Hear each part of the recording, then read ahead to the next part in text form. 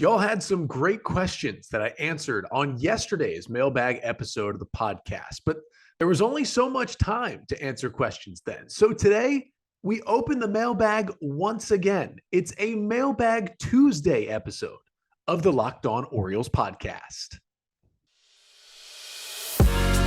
You are Locked On Orioles, your daily Baltimore Orioles podcast. Part of the Locked On Podcast Network, your team every day.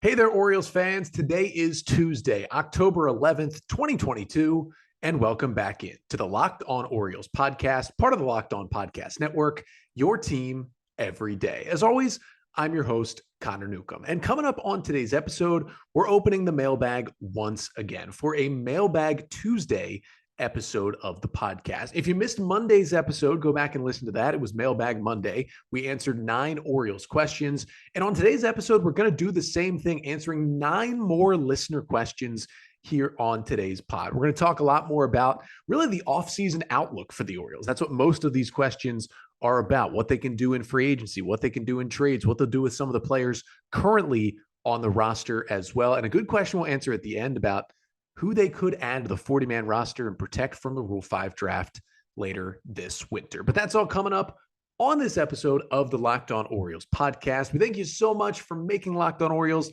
your first listen of the day. We got content continuing all throughout the offseason. We're still 5 days a week on audio and on video here on the Locked On Orioles YouTube page until November. Then we go down to 3 days a week, but still O's content all offseason. And later this week, we're starting our Player Season in Review series.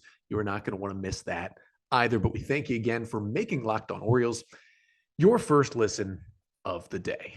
For your first listen today, let's get right into the mailbag. A Mailbag Tuesday episode, 9 questions to answer, all from the listeners. If you want to ask a question, will be answered on a future mailbag episode. You can either tweet at or DM the podcast account at Locked On Orioles or my account at Connor Newcomb _. You can email us at lockedonorioles@gmail.com. You can leave a comment on one of our YouTube videos, and you can leave a rating and a review on Apple Podcasts and leave your question in the review section. But we thank everyone who left questions, and let's jump right into it with our first mailbag question of the day. This one comes from Dylan on Twitter, who asks, am I crazy for wanting the Orioles to pick up Jordan Lyles' option? Dylan, no, you are not crazy. I've talked about this a couple of times on the pod over the last couple of weeks. The Orioles have a decision to make coming up when the postseason ends, and that decision is about Jordan Lyles. Now, they signed him to what was initially a 1-year deal last offseason, but it had a team option for a second year, and that team option is for $11 million. Now, Lyles made $7 million this year with the Orioles, and I mean, he finished top 5 in most valuable Oriole. I would have put him second. He was valuable to this Oriole team. Made 32 starts, was rarely injured at all, through 179 innings. That was 50 more innings than any other Orioles pitcher, and pitched to a 4.42 ERA, which is averaging a quality start every time he goes out there. Now, the option is for $11 million for the 2023 season. And even if the Orioles pick it up, they don't have to pitch him every 5 days for the entirety of next year. They could just have him in the rotation to start the year, just to be kind of a veteran presence and a guy can go out there and give you 6+ innings every time you throw him and can keep you in the game. He could be kind of the fallback option if anybody gets hurt. If Dean Kramer or Tyler Wells pick up an injury in spring training, or Grayson Rodriguez or DL Hall aren't quite ready yet. He can also be the guy who's just kind of there until you get John Means back. The Orioles are not going to have Means back by opening day from his Tommy John surgery that he got in late April. They can expect him back fully, maybe by July, hopefully by June, but probably by July. So maybe you just have Lyles until then. And then, do you trade him? You release him? It doesn't hurt for $11 million, I don't think. As long as the Orioles are going to open up that checkbook this offseason, and as Mike Elias has said, it's liftoff. If that is the case, I don't think $11 million should keep you from bringing back Jordan Lyles, at least for a depth option. And hey, you go into next year with him as your 4 or 5 starter to start the year. You see what happens. If other guys overtake him, they overtake him.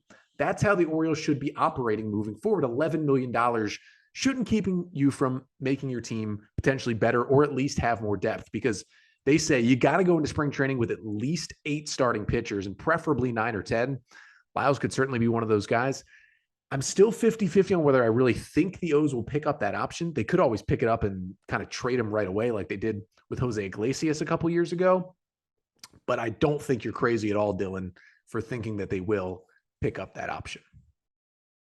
Second question comes from Johnny Million on Twitter, who asks, do most teams have clubhouse guys? It's a good question because it's what we heard about the likes of Rougned Odor and Robinson Chirinos and Jordan Lyles as well. But obviously Lyles produced more on the field as we talked about. But it's what we really heard about Rougned Odor and Robinson Chirinos all season. Now, Chirinos was terrible this year. I mean, bad hitter, bad catcher. Odor had his moments and some big moments for the O's, but in general was not a very productive player for the Baltimore Orioles in 2022. But the reason we continue to hear why the O's kept those two guys around, even when they went into bench roles, especially Odor later in the season, is that they were big clubhouse guys. You know, we heard so much about how Robinson Chirinos not only mentored Adley Rutschman, but was just beloved in that clubhouse. We heard so much about how Rougned Odor brought the energy to that team and everything he brought in, and really the, you know, just the know-how in a playoff race. Odor was really one of the only guys who had been in a stretch like that with another team, the veteran presence. And it's a good question. And I will say, really, the younger a team is, the less experienced a team is, the more clubhouse guys they're going to have. Like, for example, look at the Oakland A's this year. They traded basically all their good players in the offseason. They had a super young, super inexperienced, and obviously very bad team in 2022. But a guy they did roster who had a very cool moment, you know, retired as an A, homered in his last game, was Stephen Vogt, who ended up being Oakland's backup catcher for a lot of the year, played some first base, some DH. He was terrible this year. Stephen Vogt had a 64 WRC plus. He was 36% worse than your league average hitter this year. But you know why the A's kept him around? Because he came up as an Oakland A. A's fans love him. And everything you hear about Stephen Vogt is that he's one of the best, if not the very best clubhouse guy in all of Major League Baseball. So the A's saw a team that was going to lose a lot, a team that was very young, not a lot of MLB experience, and they thought Stephen Vogt could be the perfect guy for this clubhouse. And that's kind of what Chirinos and Odor were for the Orioles. Now, as teams get better and have more veteran presence, and their veterans are their good players, you see less and less of those, quote, clubhouse guys. I mean, some of the examples around the big leagues, Jesus Aguilar was kind of that for the Marlins this year before he came out over to the Orioles. Zach Greinke on a young Royals team. Carlos Santana for the upstart Seattle Mariners. The Arizona Diamondbacks had guys like Mark Melancon and Ian Kennedy in their bullpen. Daniel Bard, you know, the 37-year-old closer for the Colorado Rockies, kind of played that role. Although some of those guys produce better than others. But in general, I think moving forward, the O's are going to have less and less of those guys that are just strictly those veteran clubhouse guys that are just strictly in that Chirinos or Odor role. But what you will see as years go on and the O's get better and better is the young talent will become the clubhouse guys. You look at the San Diego Padres, for example. They've got some really great talent, as we've seen in the regular season and the postseason. Manny Machado kind of serves as their clubhouse guy. He's been a leader in San Diego. He's also the leading candidate for NL MVP this year. So when you get better as a more veteran team with more talent, you kind of morph into, well, our good players, our good veteran players are also our clubhouse leaders. But it's a good question from Johnny, and you definitely see it more in these younger, less experienced teams. Third question comes from Ali Khan on Twitter, who asks something about the draft, which, you know, is not until July of next year, but always good to take a look forward. He said, will picking in the middle of the first round change Mike Elias's bat-heavy approach in the draft? And then asked, if it does, what are some potentially mid-first round pitchers who the Orioles could select next year? Now, first of all, the Orioles theoretically by record would pick 17th in the first round of next year's draft. However, 2023 is the first year of the draft lottery that got implemented with the new CBA this year. So the Orioles aren't specifically going to draft 17th this year. Now, every team that did not make the playoffs gets entered into the draft lottery. So the Orioles, they have a 0.3% chance of getting the number one pick, but theoretically, they could still get the number one pick. They could get a top 5 pick. They could get a top 10 pick. The odds aren't terrible to get, 9th, 10th, 11th pick. But if it went by record, they would be 17th. So you can assume they'll be somewhere picking probably between like 14 and 18. They can't pick lower than 18, but somewhere between 14 and 18. I do not think it will change the approach and will push them towards pitchers. I think Mike Elias has shown time and time again that not even in the first round, but in the first 5, 6, 7 rounds of the draft, his earliest pitchers the last couple of years have been 5th round guys, basically. So he is content on taking those college bats with those first few picks. And obviously you take a guy like Gunnar Henderson, and they took Jackson Holliday, number 1. Those are more special cases to take a high school bat, but it's still not a pitcher. I think he's shown that his philosophy is you're going to draft the bats and you're going to trade for the arms or sign the arms in free agency. So I still would expect the Orioles to draft most likely a college bat if they do pick somewhere like 17th. But what I will say, if they do go for arms, and thanks to the Prospects Live early mock draft 1.0 for 2023, wanted to just throw out 3 names of pitchers that could be there to answer the question. First one is Hurston Waldrop. He is a right-hander who will be pitching at Florida this spring. Previously pitched at Southern Miss, actually transferred to UF this offseason. He's got some crazy numbers. He had a 3.20 ERA in 17 starts, but he struck out 14 batters per 9 this spring at a great baseball program at Southern Miss. He's got some nasty stuff. He's going to be a first rounder. Another guy is Paul Skeens, who's actually a two-way player, a right-handed pitcher, and also plays some first base. Now, he was dominant at Air Force this spring, had a 2.74 ERA in 15 starts. He's also a transfer. He's going to head to LSU, and we'll get to see him against SEC talent. And then the third guy is Ross Dunn, actually also a transfer, a left-hander who will pitch at Florida State this spring. He spent 2022 at Arizona State, where he did have a 4.88 ERA in 48 innings, but 77 strikeouts in 48 innings is a ridiculous number. Those are some guys who could be there if the O's wanted to take a pitcher in the first round, in the middle of the first round, kind of a new spot for Mike Elias and the O's coming up in the 2023 draft. But that draft is pretty far away. But at some point, as we get closer and closer to that draft, you'll start to get some odds and, see some lines on who could be taken number 1 overall in the draft. Now, the O's most likely won't have that pick, but you'll get some lines and some odds and everything in between at betonline.net, which is your number 1 source for all your sports betting info this season. Of course, they got all the lines and all the odds for every Major League Baseball playoff matchup as we get into the division series and get closer and closer to the World Series this October. But it's not just baseball. It's, of course, football every weekend. You got college football on Saturdays, the NFL on Sundays, all the lines, all the live betting up to the minute scores. You can get news, in-depth articles and analysis, listen to podcasts, latest player developments, everything you can find to be your most educated sports wager. And of course, we got the NHL season, the NBA season coming soon. They've got everything at betonline.net. So head to betonline.net or use your mobile device to learn more. That's BetOnline, where the game starts. So it's a Mailbag Tuesday episode of the podcast here as we're answering your Orioles questions. We've talked about 3 so far. We got 6 to go. And here is question number 4, which comes from Dave Chapman on Twitter, who asks simply, can Connor Norby stick at second base? And simply put, yes, he can. Now, we know the bat was astounding this year between AA and AAA. He, was the Orioles minor league leader in home runs this season, almost hit 30 this year, went to AAA and was like the best AAA hitter in the 2 weeks he was up there at the end of the season.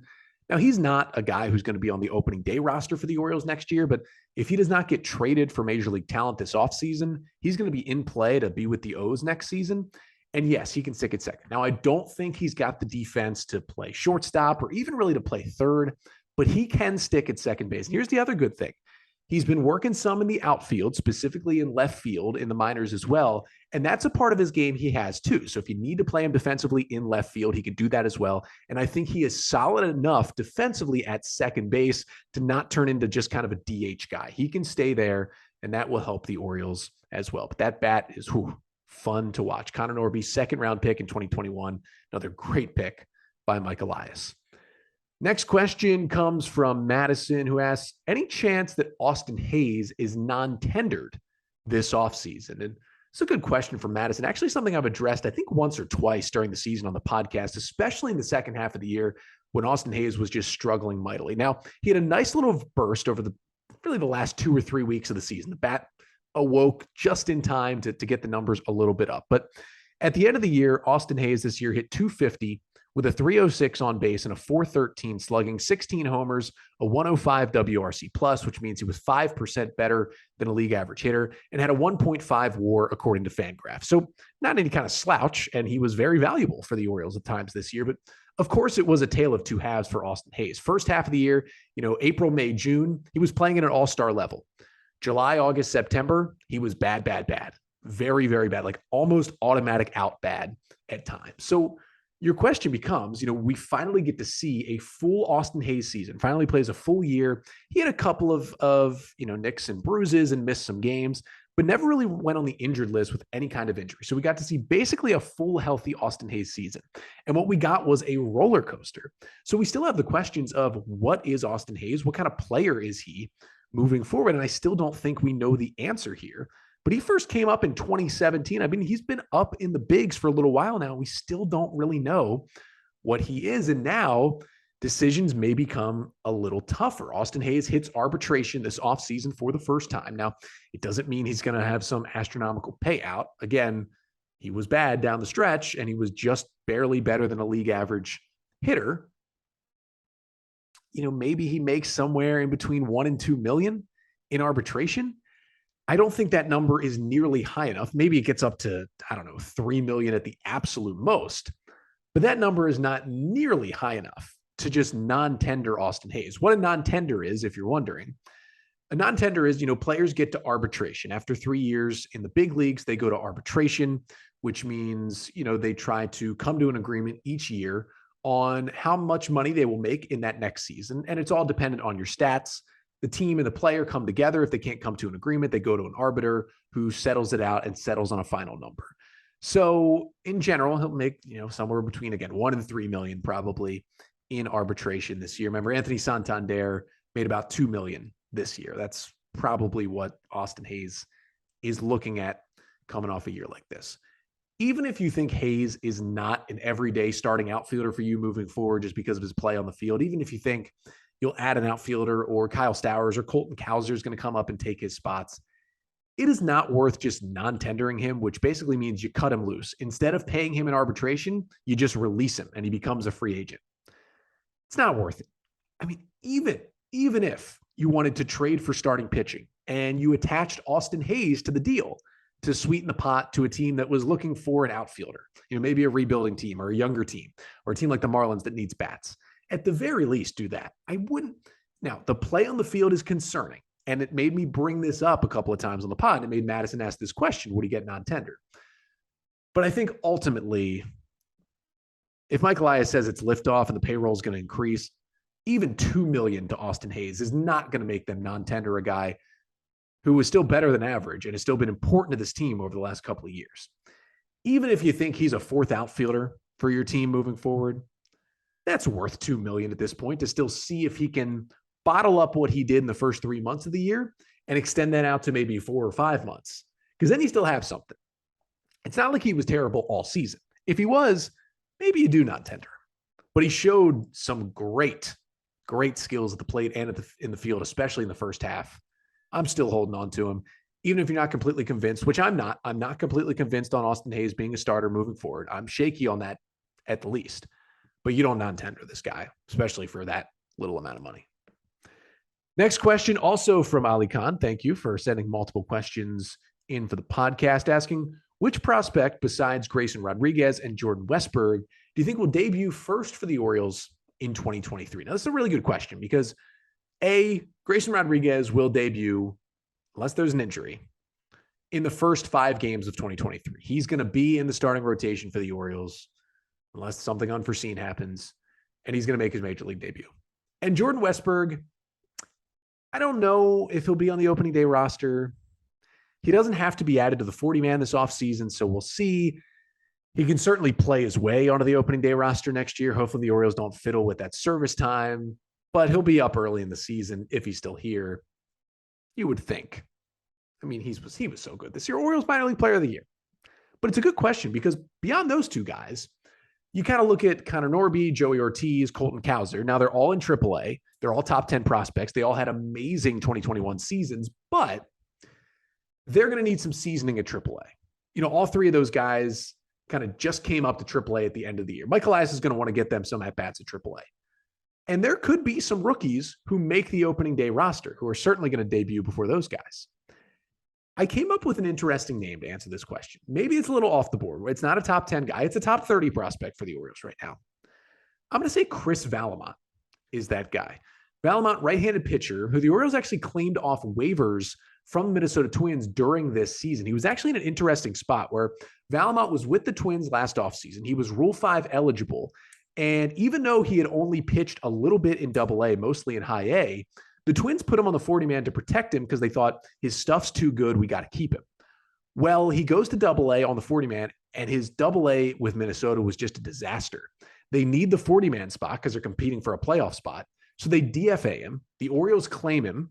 The O's send him down to AA. They fix him. It looks like he dominates. He goes up to AAA, and the results were back and forth. 72 innings, a 5.38 ERA, 67 Ks to 23 walks. But he got his walks way down. He was walking more guys than he was striking out in the Twins system. The stuff's really good. High velocity fastball, great breaking pitch. I think the O's can turn him into a shutdown reliever. And hey, if he comes into spring training looking good, throwing strikes, why couldn't he be in the opening day bullpen? So I'll throw Chris Valamont out there for that answer. But I've got 3 more questions to answer coming up here on this mailbag episode, and we will get to those, including a question about the Rule 5 draft coming up next. So 3 more questions to get to here on a Mailbag Tuesday episode of the podcast. Again, make sure to go back and listen to Monday's episode if you missed it. Answered 9 Orioles questions, then answering 9 more Orioles questions from you, the listener, right here on this episode. And question number 7 comes from @OriolesSirloin on Twitter, who asks, are you disappointed with the Mike Elias deadline moves from this year and his delay in promoting some of the top prospects? And I think I've made my opinion on this pretty clear throughout the year. Very clear. I was disappointed with the deadline. Trading away Jorge Lopez for 4 pitching prospects. Trading away Trey Mancini for 2 pitching prospects. And the only major league player you add is a Brett Phillips who just got DFA'd, couldn't hit, and played most of the year in AAA after that trade. For a team that was in the wild card race, the Orioles subtracted from the team. Now, did I think the O's should have gone all out and added a bunch of guys and traded away prospects to make the wild card this year? No. But I would have liked to see them hold on to Lopez, who had multiple years of control, hold on to Trey, who meant so much to this team, and at least let that group stay together and go for it. Maybe they would have made the postseason with Trey and Jorge. I don't know if they would have because the teams above them were so talented, but maybe they would have. But yeah, I was disappointed with that. And I was disappointed with Gunnar Henderson. I made it very clear throughout the month of August that Henderson was ready and should have been in the big leagues, and the O's didn't call him up until August 31st. I thought Kyle Stowers probably deserved to be up a little bit sooner than he was. Adley Rutschman probably should have been up a little bit sooner, although it was kind of tough with the injury to really see how much they held him down. But yeah, I've made it very clear. But what I will say to this question, the reason why I included it, although I've really answered it on the podcast before, so Mike Elias can make up for all that by making some win now moves this offseason, whether it be trades, free agent signings. He can make up for this deadline, or at least get close to make up for trading away Trey Mancini if he really adds to this team and makes them a lot better here this winter. Next question of the day comes from Phil Robb on Twitter. This is a really good one. And this is a question I did a little digging to get to, but got myself, I think, a pretty complete list here. And Phil asks, which players are Rule 5 eligible this offseason? Now, we'll have multiple episodes about this moving forward this offseason. About mid-November will be the deadline for teams to add players to their 40-man roster. Of course, players who are eligible for the Rule 5 draft. And if they don't add them to the 40-man, those players can be drafted away by other teams in December's Rule 5 draft. So if you remember last winter, the Orioles added multiple players to their 40-man roster. That included DL Hall and Felix Bautista and Terran Vavra and Logan Gillespie. And then the Rule 5 draft got canceled because of the lockout. And so they ended up needing to add those guys. Remember, they did not add Nick Vespi. He almost certainly would have been taken. The O's got to keep Vespi, and well, he made an impact at the big league level this year. So The question is, who is available and who needs to be added? Well, there's three big names that are no doubt easy adds. And as we get closer and closer to the deadline in November, we'll break this down further and we'll really get a sense for how many open spots the Orioles have on the 40-man roster. But there's three easy adds. Number one is Grayson Rodriguez. He has to be added. That's why I always thought the Orioles would call up Grayson Rodriguez for one appearance at the end of the year because they had to add him to the 40-man anyway. So you might as well just call him up, get people in the ballpark, get him to pitch in the bigs. Whatever, they didn't, but they got to add him, and they will. He's the top pitching prospect in baseball. Number two is Drew Rom, top 15 prospect for the Orioles right now, left-hander who made it to AAA, continues to have good stuff. You know, he's not the pitcher that DL Hall is or anything like that, but you cannot risk losing him. A team would snatch him up in a second. I think he's certainly being added to the 40-man. And then Joey Ortiz as well. I mean, he would have been kind of a bubble candidate this time last year if we were talking about, you know, who gets added next season. But after the incredible second half of the season Ortiz had this year in Bowie and Norfolk, he's an easy add. You got to add Joey Ortiz. So he's getting added as well. And then there's a large group of really interesting names. And some of the guys who I think the O's would be on the fence about. Number one is Seth Johnson. He's got to be added. I think he's a fourth almost guarantee. Of course, Johnson was one of the two pitchers who came over in the Trey Mancini trade. Johnson came from the Rays in that three-way deal. He was actually the Rays' number 6 ranked prospect, but as soon as the trade happened, he underwent Tommy John surgery.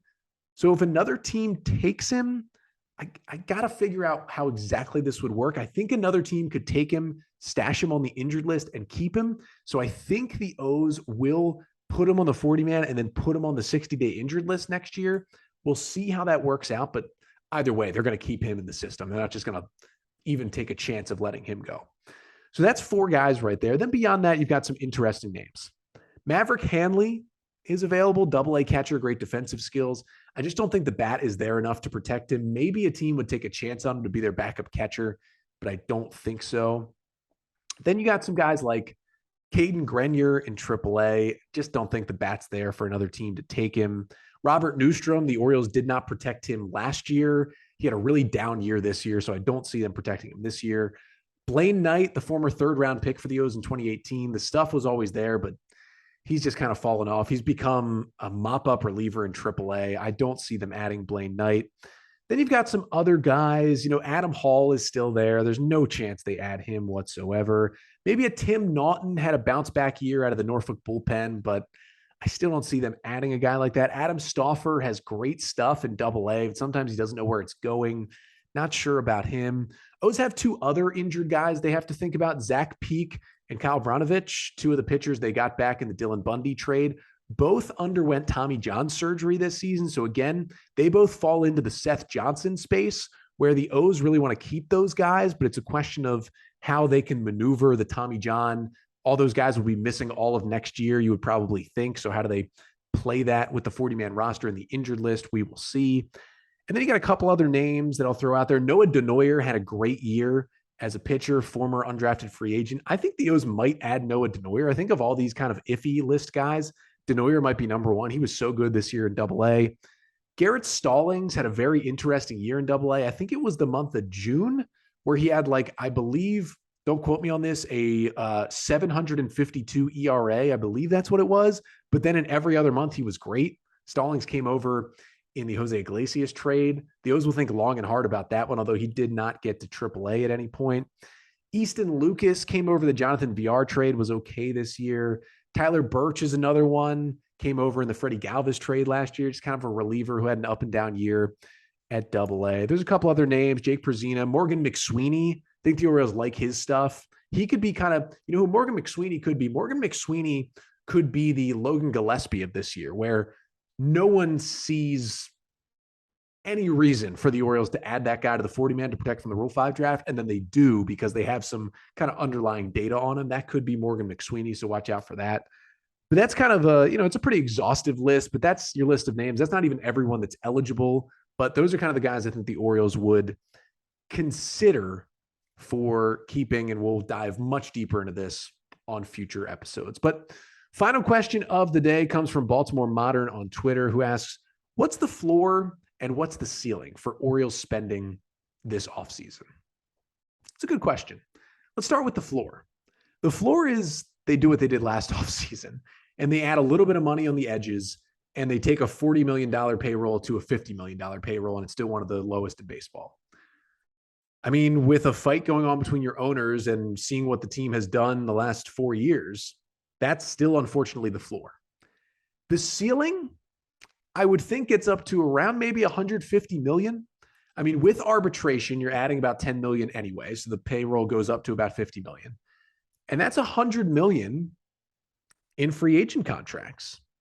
If you want to give out 25 million to Carlos Rodon, go do it. If you want to give out 25 million to Trey Turner, Carlos Correa, or Xander Bogaerts, go do it. If you want to add an outfielder for 10 million to help, if you want to add another, mid-level starting pitcher for 10 to 15 million, go do it. You want to add a reliever for 5 million to bulk up the bullpen, a bench bat for 5 million, go do it. Go do it. I don't think they'll get up to 150 million. I fully expect them to pass 100 million though in their payroll. And, 180 million was kind of the peak it got to during the Buck Showalter, Dan Duquette era under the same ownership, although there's a lot more going on with those owners right now with the Angeloses. But I would say max ceiling 150, and we're hoping they get over 100 this offseason because Mike Elias said it was liftoff, and hopefully it will be liftoff for the O's this winter. But that'll do it for this episode. Get excited, though, because I'm back with you on the podcast tomorrow. Tomorrow starts one of the most exciting series I think I do here on this podcast, the Orioles 2022 Player Season Review Series. We're going to go through every impact player on the Orioles this year, give out their grade for the season, talk about their year, what they did well, what they didn't. We'll have a guest on for almost every episode to break them down. And then we'll look forward to each of those players and talk about what their role could be with the O's moving forward, or if they even have a role moving forward with the Orioles. That whole series starts tomorrow. But until then, I'm Connor Newcomb, and this has been the Locked On Orioles podcast, part of the Locked On Podcast Network. Your team every day.